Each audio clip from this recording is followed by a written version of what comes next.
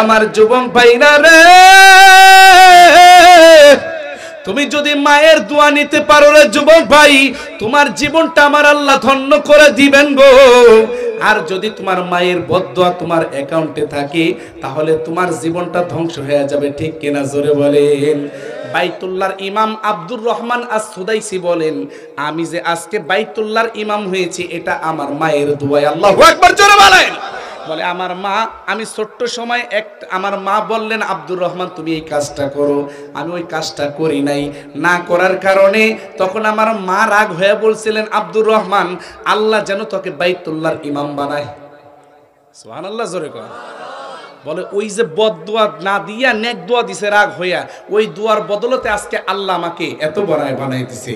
আল্লাহ আমাদের সকলকে মা বাবার খেদমত করার তৌফিক দান করেন, মা বাবার দোয়া নেওয়ার তৌফিক দান করেন, আমিন। আল্লাহর এক ওলি শাহ হাকিম মুহাম্মদ আক্তার রহমতুল্লাহি আলাইহি বলেন, তুমি যখন আমার হয়ে যাবা তখন আসমান জমিন সব আমার হয়ে যাবে।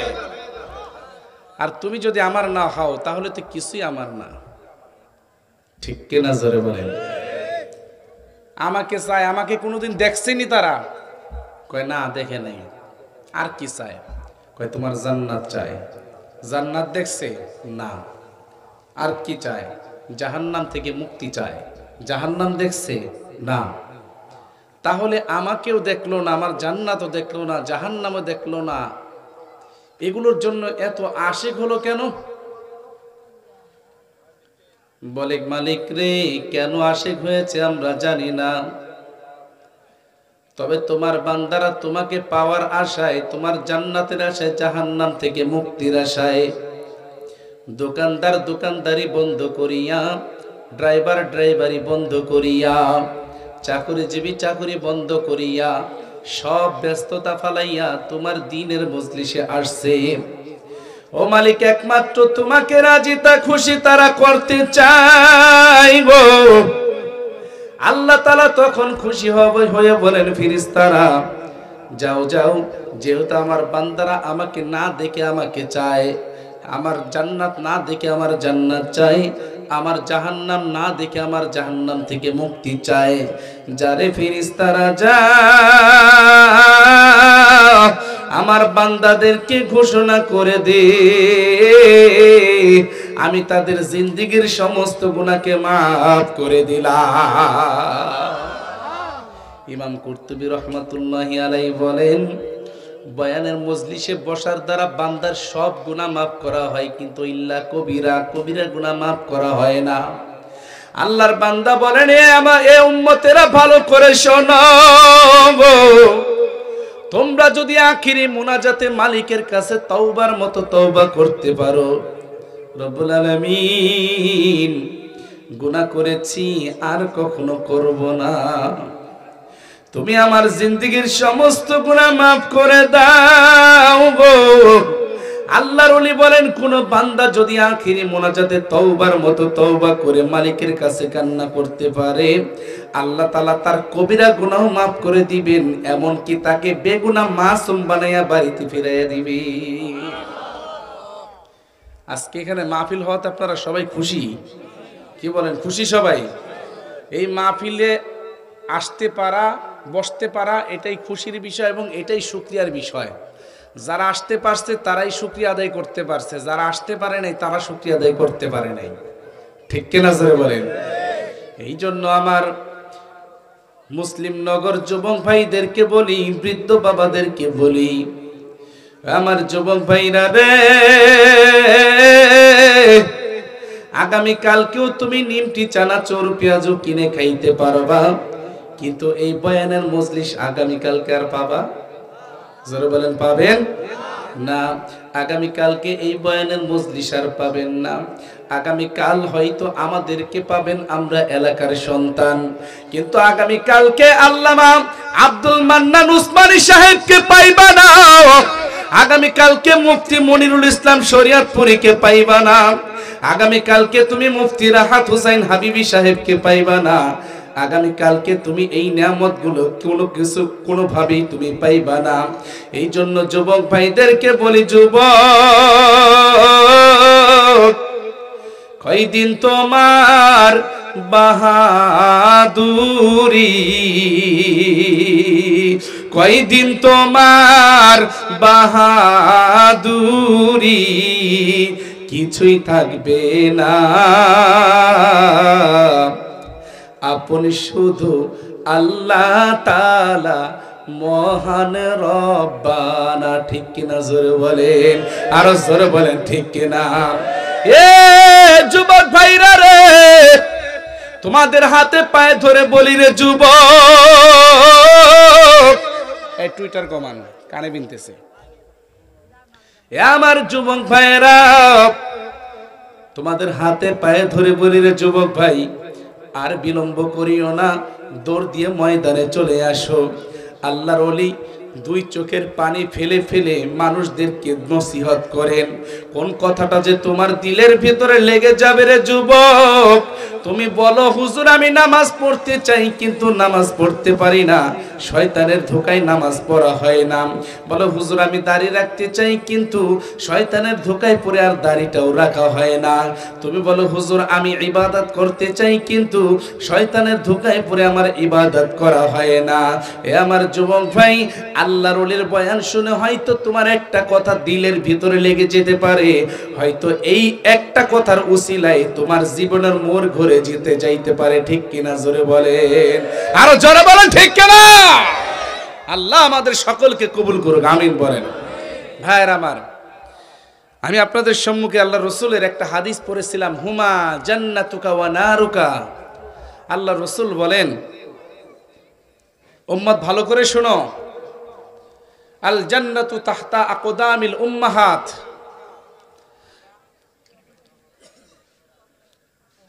জান্নাত পিতামাতার পদতলে। হুমা জান্নাতুকা ওয়া নারুকা, তোমার মা বাবা তোমার জান্নাত, তোমার মা বাবা তোমার জাহান্নাম। মিফতাহুল জান্নাতিস সালাহ, নামাজ হলো জান্নাতের চাবি। নামাজ কিসের চাবি? জান্নাতের চাবি। কিন্তু আল জান্নাতু তাহতা আকদামিল উম্মাহাত, নামাজ জান্নাতের চাবি কিন্তু জান্নাত, আল জান্নাতু তাহতা আকদামিল উম্মাহাত, মায়ের পদতলে হলো তোমার জান্নাত। সুবহানাল্লাহ জোরে কয় না। পিতা মাতার পদতলে কি? জান্নাত। আর জান্নাত হইল, নামাজ হলো জান্নাতের চাবি। এখন নামাজ পড়লাম কিন্তু জান্নাত পাইলাম না, চাবি দিয়ে কি করবেন আপনি? বুঝেন নাই কথা। কইলাম যে দোস্ত নে তোরে R15 এর চাবি দিলাম, কিন্তু R15 দিলাম না, তো এই চাবি দিয়ে কি করবি বেড়ায়? তো চাবি তো তখনই কাজে লাগবে যখন জান্নাত পাবো। ঠিক কিনা জোরে বলে। তো আল্লাহ রসুল বললেন, হুমা জান্নাতুকা ওয়া নারুকা, তোমার মা বাবা তোমার জান্নাত, তোমার মা বাবা তোমার জাহান্নাম। রিদার রব্বি ফি রিদাল ওয়ালিদাইন ওয়া সাকাতুর রব্বি ফি সাকাতিল ওয়ালিদাইন, তোমার মা বাবার সন্তুষ্টি আল্লাহর সন্তুষ্টি, তোমার মা বাবার অসন্তুষ্টি আল্লাহর অসন্তুষ্টি। অর্থাৎ মা বাবা যদি তোমার উপর খুশি থাকে তুমি জান্নাত পাবে, মা বাবা যদি তোমার উপর অসন্তুষ্ট থাকে তুমি জাহান্নাম পাবে। আল্লাহর রাসূল মসজিদের মেম্বারের উপরে পা দিতেছেন, বলেন আমিন। দ্বিতীয়বার পা দেন, বলেন আমিন। তৃতীয়বার পা দেন, বলেন আমিন। সাহাবাই কেরাম জিজ্ঞেস করলেন, ইয়া রাসূলুল্লাহ তিনবার আমিন আমিন বললেন, কারণটা কি? আল্লাহর রাসূল বললেন, তিনবার করে জিবরাইল আমিন বদদুয়া করলেন, তখন আমি আমিন আমিন বললাম, হুজুর ওই লোকটা ধ্বংস হয়ে যাক যে আপনার নাম শোনার পরে দুরূদ পড়ে না, ওই লোকটা ধ্বংস হয়ে যাক যার উপর তার মা বাবা অসন্তুষ্ট, ওই লোকটা ধ্বংস হয়ে যাক যে রমজান মাস পাইলো নিজের গুনাহ মাফ করাইতে পারলো না। তো এর মধ্যে একটা হইল, ওই লোকটা ধ্বংস হয়ে যাক যার মা বাবা তার উপর অসন্তুষ্ট। আহা, জিবরাইল আমিন দোয়া করছেন, নবী যে আমিন বলছেন, এই দোয়া কবুলের হওয়ার মধ্যে কোনো সন্দেহ আছে? কথা বলেন না কেন? আছে, কোনো সন্দেহ নাই। সুতরাং এ যুবক, বহু যুবক এমন আছে নামাজ পড়ে, দিনের রাস্তায় চলে, কিন্তু মা বাবার সাথে অসৎ আচরণ করে। আছে না নেই? হ্যাঁ, মনে করছে নামাজ পড়ে মনে হয় একেবারে জান্নাতে চলে যাবে।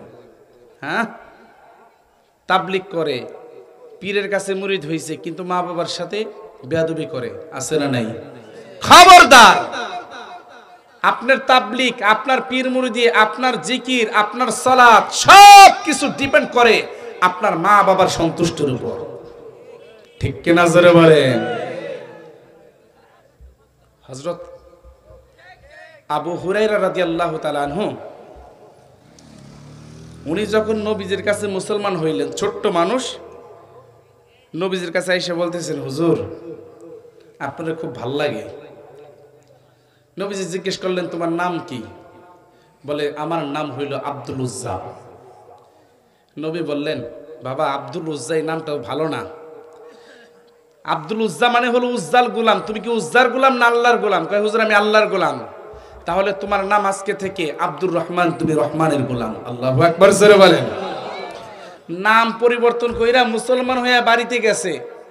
মা কয়, এই আব্দুল উজ্জা, তোর নাকি নাম পরিবর্তন করছো? কথা কয় না, ইচ্ছা মতো মাইর দিছে।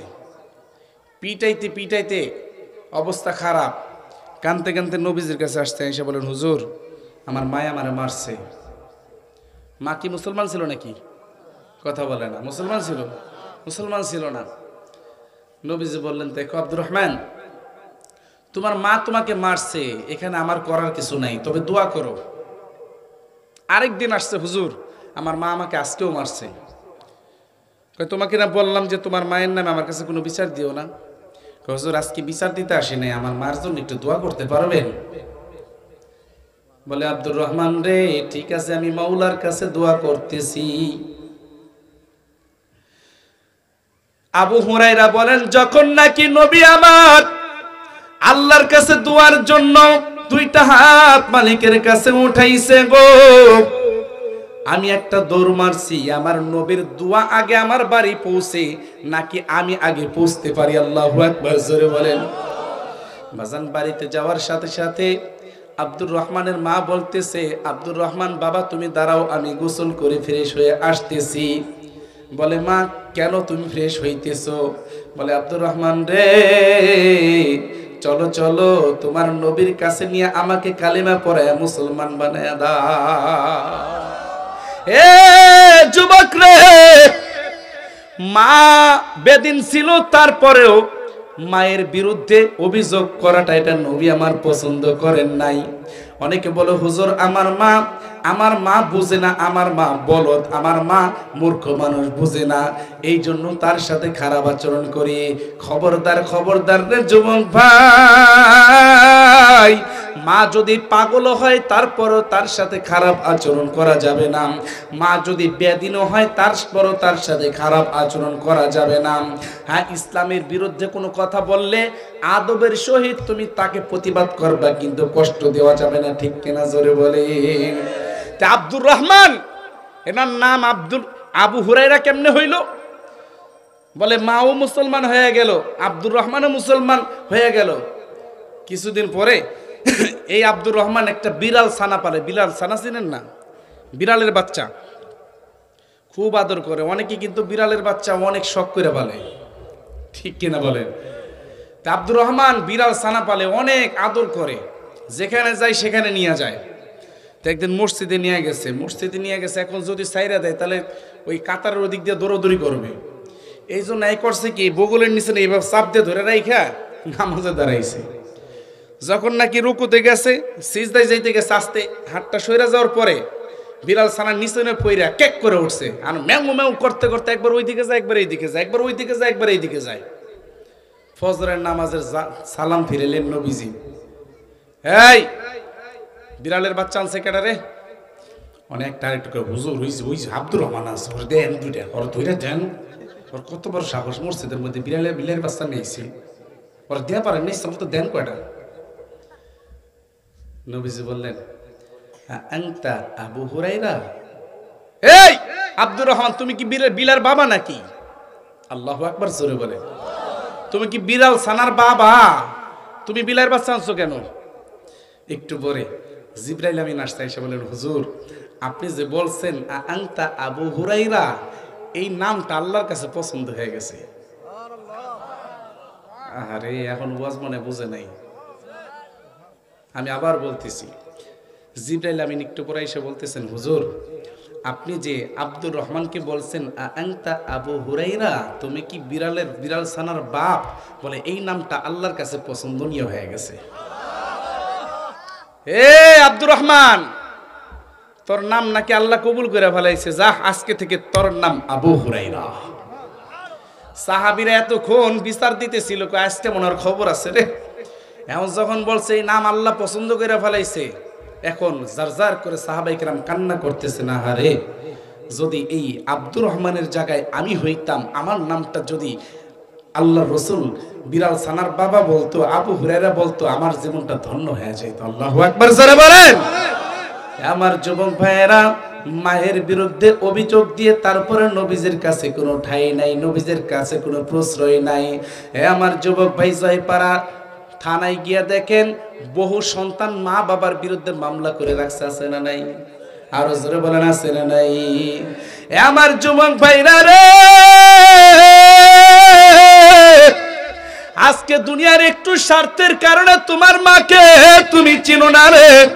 আজকে দুনিয়ার একটু স্বার্থের ব্যাঘাত ঘটলে তোমার বাবাকে তুমি চেনো না। বাবার সাথে তুমি খারাপ আচরণ করতে তুমি দ্বিধাবোধ করো না।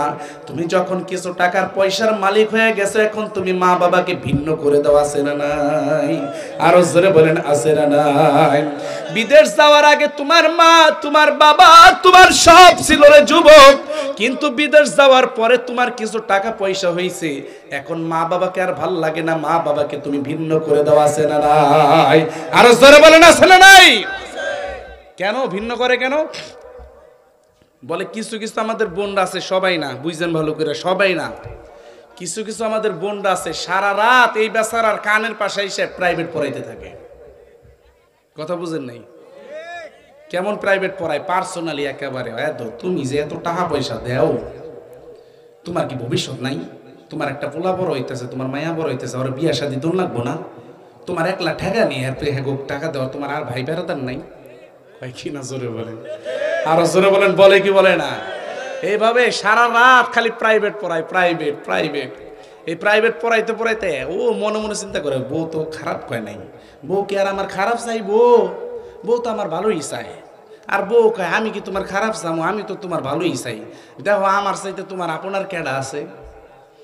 পরে কি করে, আস্তে আস্তে আস্তে আস্তে মায়ের সাথে বাবার সাথে খারাপ আচরণ শুরু করে। তখন মা বাবা তো চেহারা দেখলে বুঝতে পারে, সন্তান রে, তোর আর ভাতের পাতিলে বাড়ি দেওয়ার দরকার নাই, আমি বুঝছি তুই আমাকে ভাত দিবি না। ঠিক কেনা? জোরে কর, আরো জোরে বলেন, ঠিক কেনা?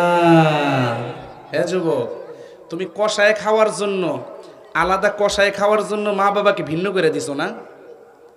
হ্যাঁ, কষায় খাইবা আলাদা, যে ছোট মাছ আনবা দুইজনে কষায় খাইবা, এই জন্য মা বাবাকে ভিন্ন করে দিছো। খবরদার, এই ভিন্ন তোমার জন্য গজব টেনে আনবে।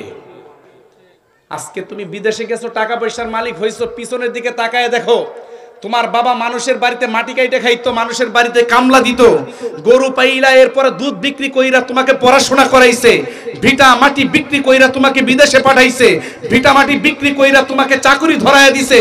আজকে তুমি লক্ষ লক্ষ টাকার মালিক হয়ে গেছো, আজকে তোমার মাকে চেনো না, বাবাকে চেনো না।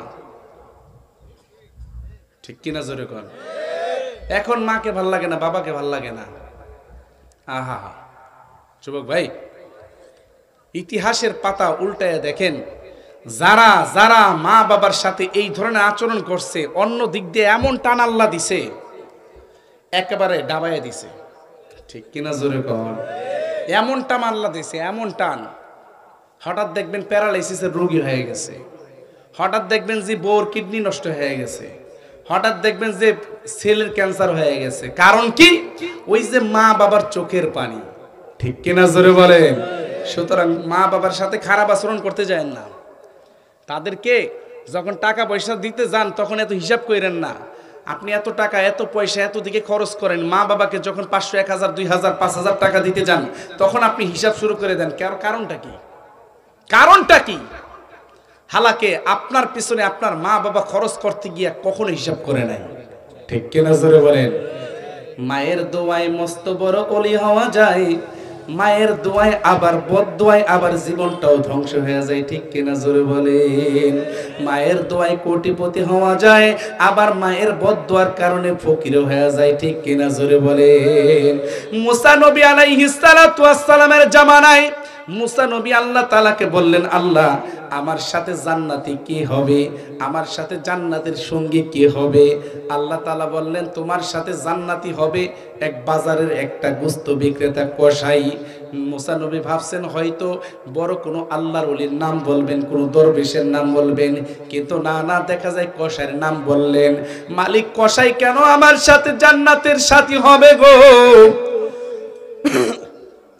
মুসা নবী এবার বাজারের দিকে চলে গেলেন। কারণটা কি একটু দেখা যায়, একটু দেখা যাক কারণটা কি, কেন আমাকে তার সাথে জান্নাতের সাথী বানাইবেন? মুসা নবী ছদ্মবেশে বাজারের কাছে চলে গেলেন। গিয়া দেখেন ওই গোশত বিক্রেতা কসাই গোশত বিক্রি করতেছে, আবার কিছু নরম নরম গোশতগুলা ব্যাগের ভিতরে ভইরা রাখতেছে। সারাটা দিন আল্লাহর বান্দা গোশত বিক্রি করছে গো বাবা। সন্ধ্যা যখন হয়ে গেছে, মুসা নবী ডেকে বলেন, ভাইজান আমি আপনার সাথে আপনার বাড়িতে একটু থাকতে চাই, থাকতে দিবেননি? বলে, চলেন আমার বাড়িতে আসতে, আপনি থাকেন। কিন্তু ওই আল্লাহর বান্দা জানে না ইনি জামানার নবী মুসা। আল্লাহু আকবার, জোরে বলে। বাড়িতে যখন চলে গেছে গো বাবা, বাড়িতে যাওয়ার পর দেখে বিছানার মধ্যে একটা বৃদ্ধা মহিলা শুয়ে আছে, একেবারে অসুস্থ, পায়খানা পেশাব করে বিছানাটা নোংরা করে ফেলেছে। জিজ্ঞেস করলে এই মহিলাটা আপনার কি হয়? বলে, আমার মা। গিয়া দেখা যায় মহিলাটাকে আস্তে করে উঠাইয়া সুন্দর করে নিজের হাতে ডইলা ডইলা গোসল করাইছে। পায়খানাগুলো বিছানাগুলো নিজের হাতে পরিষ্কার করছে। পরিষ্কার করিয়া বাজান গোসল করাইয়া নিজের হাতে মাথায় তেল দিয়া মাথাটা হাসড়াইয়া দিতেছে।